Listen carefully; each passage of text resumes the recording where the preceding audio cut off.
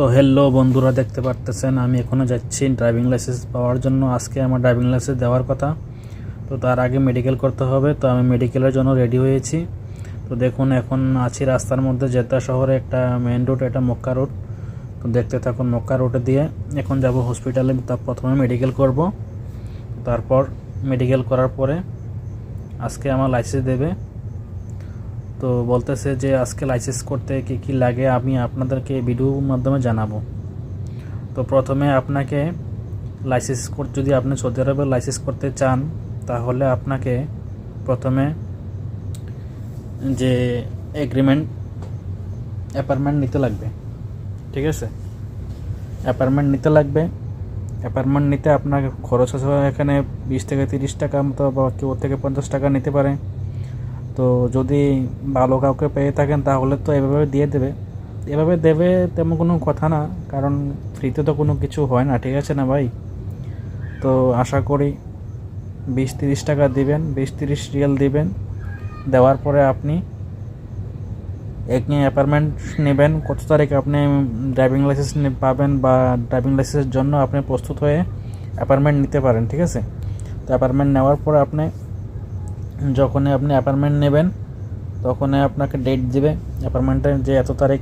যদি আপনি 2 তারিখ যান 2 তারিখ, যদি আপনি 3 তারিখ যান 3 তারিখ, মানে মাসের যত তারিখে আপনার ইচ্ছা অত তারিখে আপনি ডেট নিতে পারবেন প্রথমে, ঠিক আছে? তো যাওয়ার পরে আপনি ডেট নিলেন, নেওয়ার পরে আপনি ওইদিকে গেলেন। আপনার এটা মাদ্রাসা বলেন, দাল্লা মাদ্রাসা আছে, তারপর জেদ্দা নর্থ ড্রাইভিং স্কুল এটাও আছে। তো দাল্লা যে এটা সবসময় আপনার হাউসফুল হয়ে থাকে, ঠিক আছে?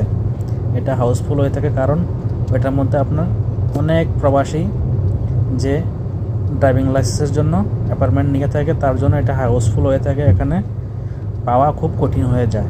তো তার জন্য এর চেয়ে একটা ভালো আছে জেদ্দা নর্থ ড্রাইভিং স্কুল, আপনি দেখতে পারেন। আপনি যদি লোকেশন চালানোর ইচ্ছা থাকে বা লোকেশন ভালো চালাতে পারেন আপনি, তাহলে লোকেশনে সার্চ করে দেখতে পারবেন জেদ্দা বড় একটা ড্রাইভিং স্কুল আছে, Jeddah north east driving school. Okay, তো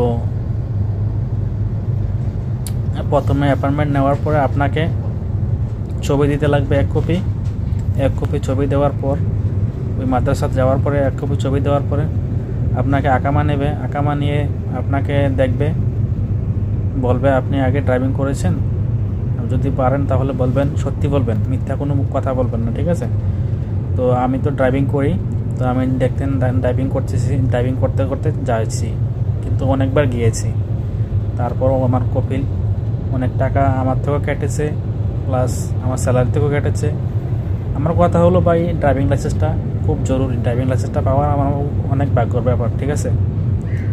কারণ সৌদি আরবে একটা ড্রাইভিং লাইসেন্স পেতে গেলে অনেক কিছুই ভাই হারাইতে লাগে, অনেক সময় প্রয়োজন হয়। কিন্তু এমনও মানুষ আছে আপনার 5 বছর 6 বছর 7 বছর হয়ে গেছে কিন্তু ড্রাইভিং লাইসেন্স এখনও হাতে পায় নাই, এভাবে গাড়ি চালাইতেছে। এটা অবৈধ, এভাবে করা ঠিক না।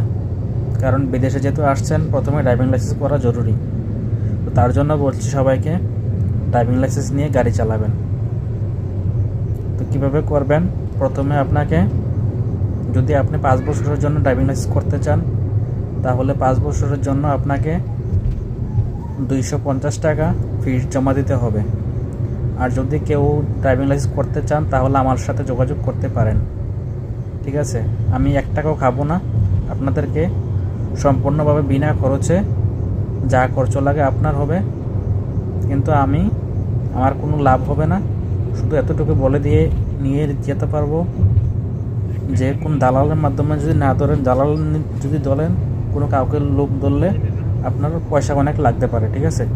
তার জন্য বলছি, যদি আমাকে সাহায্য করেন বা আপনাকে সাহায্য করতে পারি, তাহলে আমি উপরওয়ালার কাছে সুরক্ষিতভাবে আলহামদুলিল্লাহ ভালো থাকবো।